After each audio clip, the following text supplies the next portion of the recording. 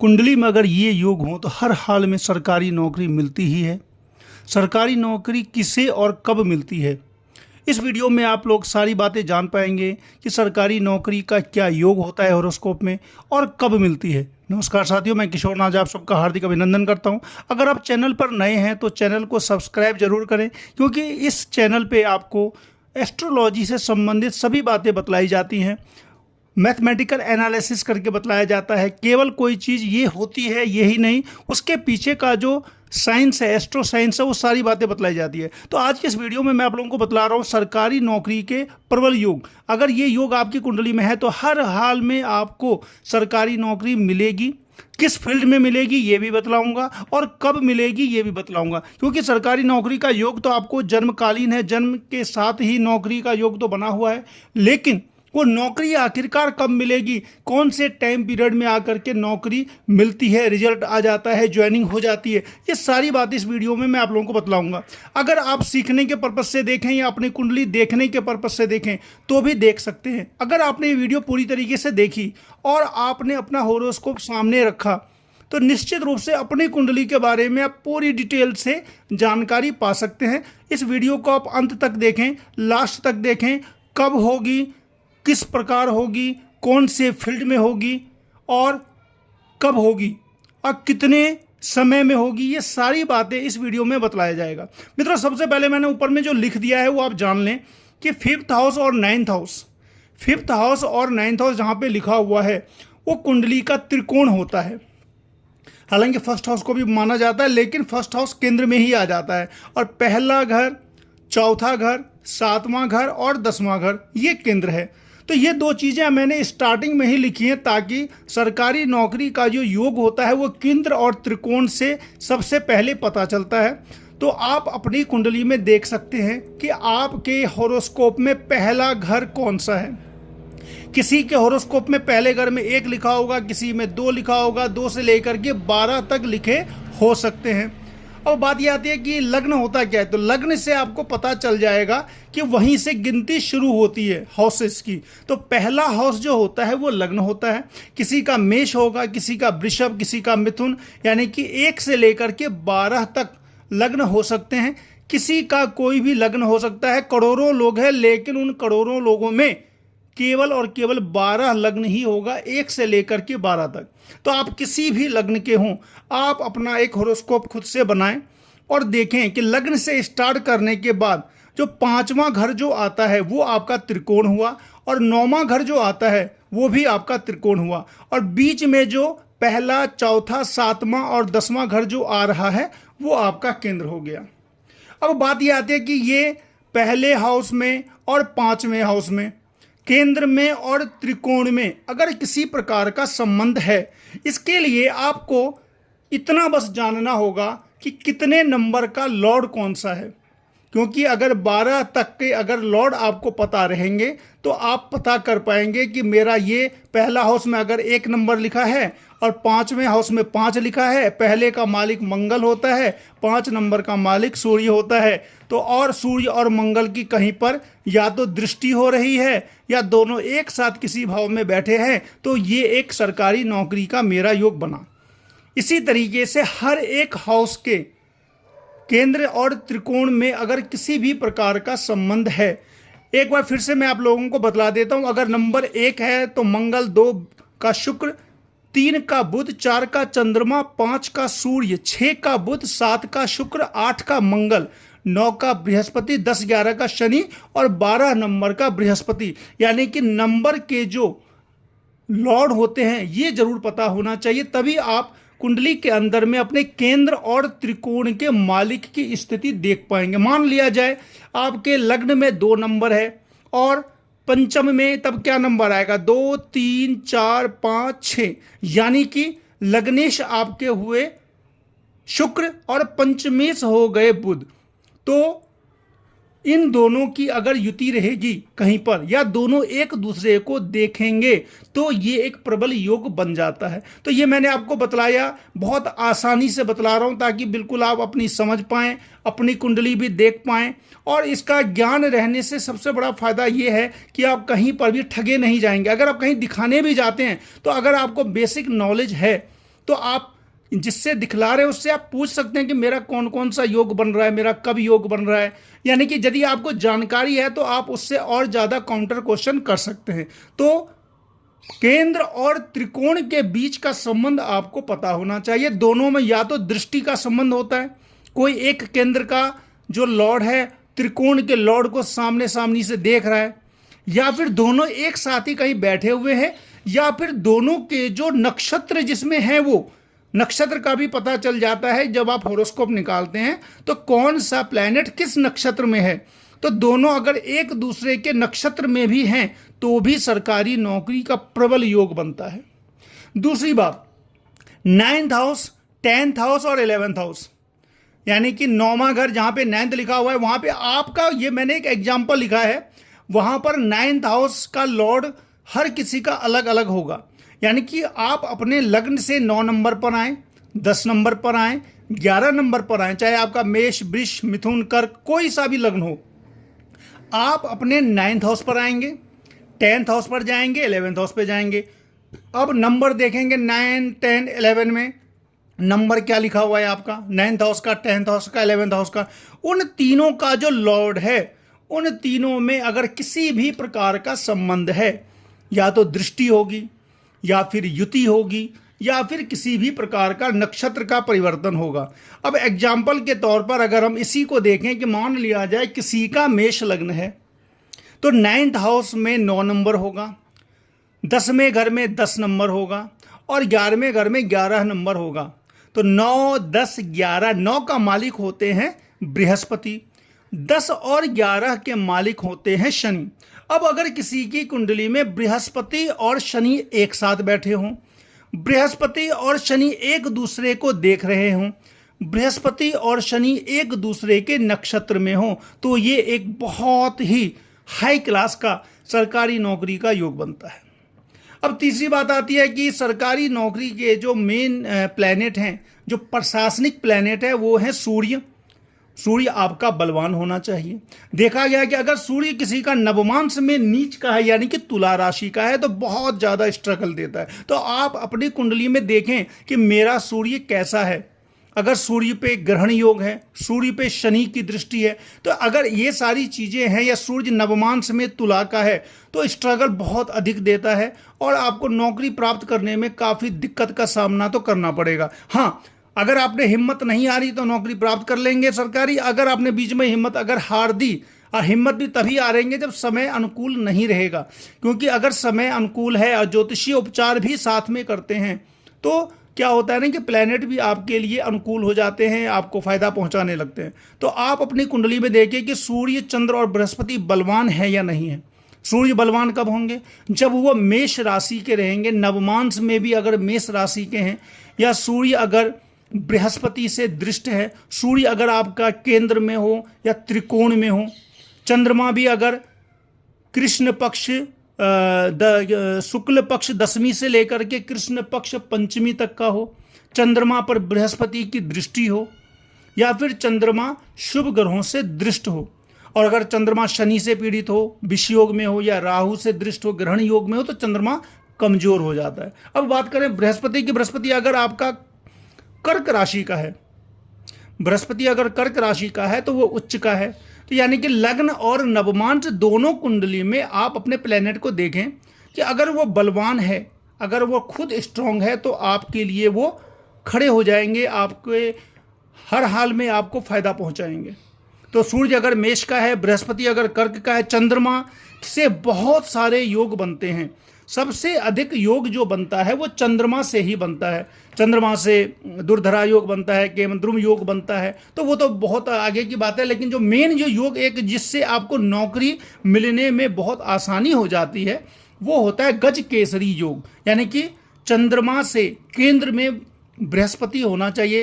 यानी कि चंद्रमा अगर फर्स्ट हाउस में है मान लो, तो चौथे में, 7वें या 10वें में अगर उससे चंद्रमा से अगर चौथे, 7वें, 10वें भाव में अगर बृहस्पति बैठे हुए हैं तो गजकेसरी योग होता है। तो ये भी अपने समय में फायदा पहुंचाते हैं और सरकारी नौकरी में इसमें क्या होता है कि ये योग रहने से सरकारी नौकरी मिलने की जो प्रोबेबिलिटी रहती है वो बढ़ जाती है।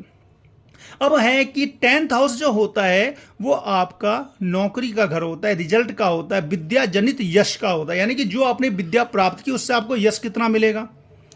तो 10th हाउस पर अगर शुभ ग्रहों की दृष्टि हो, 10th हाउस में अगर शुभ ग्रह प्लैनेट बैठे हुए हों तो भी आपको सरकारी नौकरी मिलकर ही रहेगी।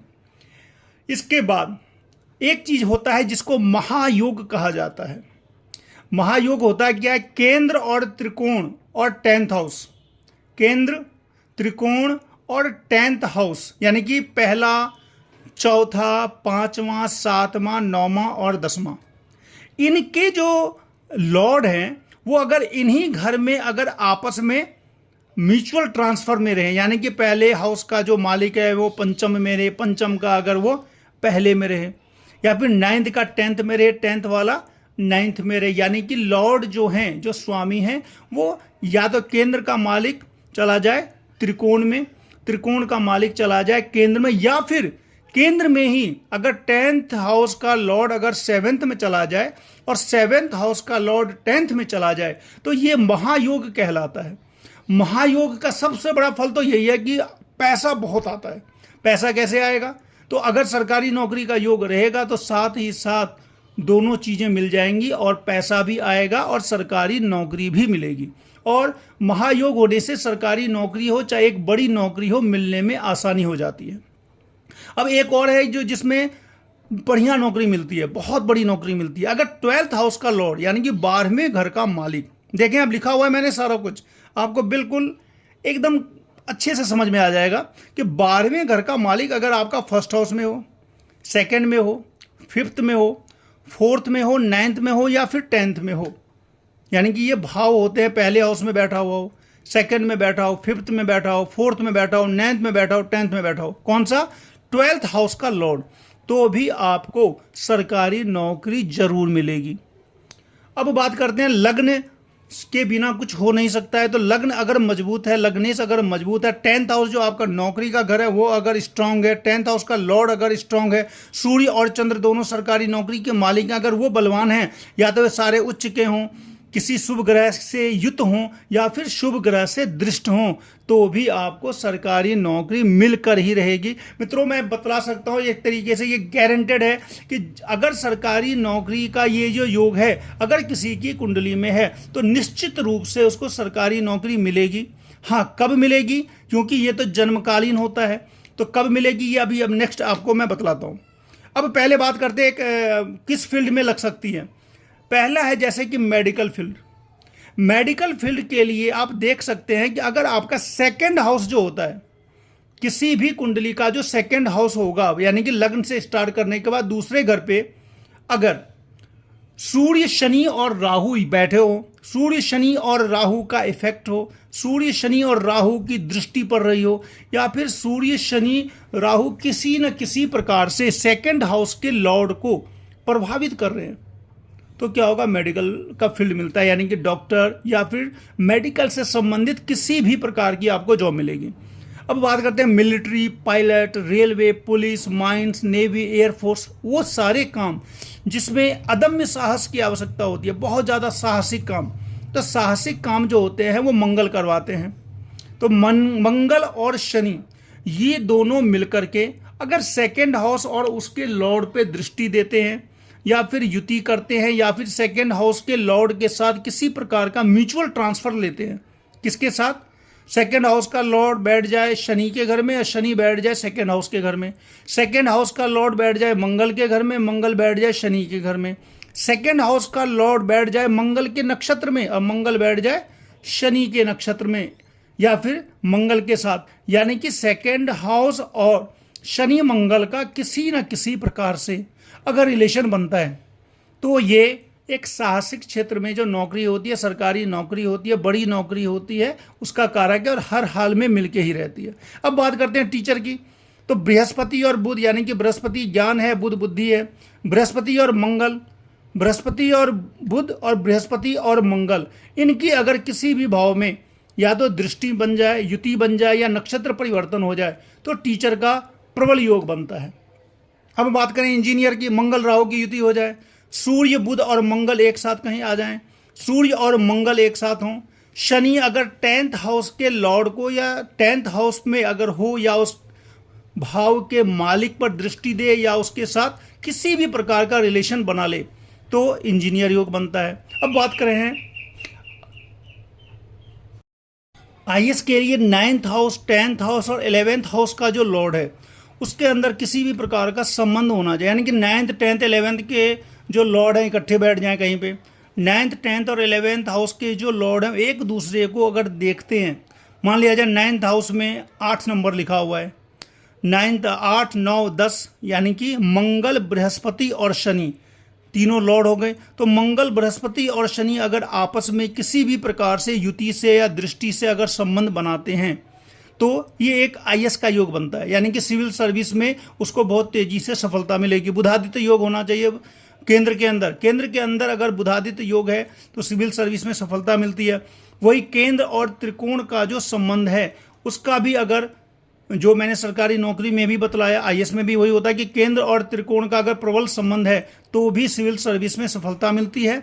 4th हाउस 9th हाउस और 10th हाउस के लॉर्ड की अगर युति या दृष्टि हो, यानी कि 4th हाउस 9th हाउस और 10th हाउस इनके जो लॉर्ड हैं आपस में या तो एक जगह पे बैठ जाएं या एक दूसरे को देखें तो भी सिविल सर्विस में बड़ी वाली सफलता मिलती है।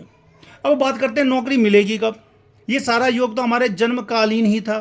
तो नौकरी मित्रों हमेशा मिलती है तब जब आपका भाग्य का जो हाउस है उसमें आप देखें कि आपका कितना नंबर लिखा हुआ है। अब उसका जो लॉर्ड है वो कहाँ पे बैठा हुआ है, यानी कि 9th हाउस में अगर आपका 5 नंबर लिखा हुआ है तो आपका भाग्य का स्वामी क्या हो गया, सूर्य। अब देखें कि सूर्य कहाँ बैठा हुआ है। सूर्य बैठा हुआ है मान लिया जाए नंबर 1 में, यानी कि मंगल के घर में। तो भाग्य करता हुआ आपका मंगल और भाग्यश हो गया सूर्य, यानी कि मंगल और सूर्य की दशा में आपको बहुत बड़ा अचीवमेंट मिलने वाला है। यानी कि 9th हाउस आपका जितना ज़्यादा बलवान होगा और 9th हाउस के लॉर्ड की जब जब दशा आएगी और 9th हाउस का लॉर्ड जिस राशि में बैठा है उस राशि के स्वामी की जब जब दशा आएगी, साथ में जब 1st हाउस और 10th हाउस के लॉर्ड का गोचर में संबंध बनेगा दृष्टि से, बस रिजल्ट आपका क्लियर हो जाएगा।